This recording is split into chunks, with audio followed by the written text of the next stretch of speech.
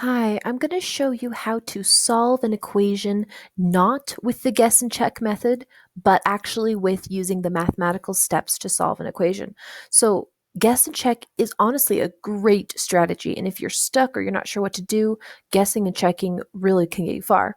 But I do want to make sure that you know how to actually solve a multi-step equation. So I'm just going to make one up right now. It's not going to be perfect and it won't be something necessarily that you've seen before, but I want to walk you through the steps so that you know what to do the next time you see something.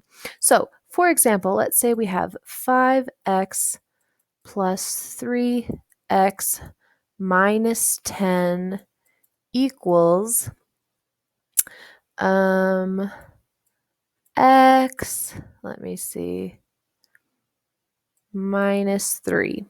Okay, I'm making this up, so it might end up with a decimal, and that's fine if it does. The first thing that I always do is I draw a wall around my equal sign to make sure that whatever I do on one side, I also do the same thing on the other. So if I'm trying to get rid of something on one side, I also get rid of it on the other side.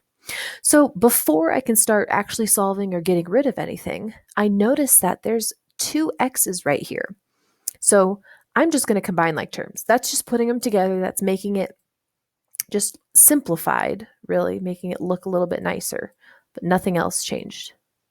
If there were like terms on this side to combine on the right side, then we would, but there's not, so we won't. Okay, now we notice that there's an x or a variable on both sides, which that's not going to work for us. We really need a variable on only one side. So what we're going to do is choose one of the x's. I always choose the smaller x. So this is an 8x, and this is just a 1x. So 1x is smaller, so I'm going to choose this. I need to get rid of it.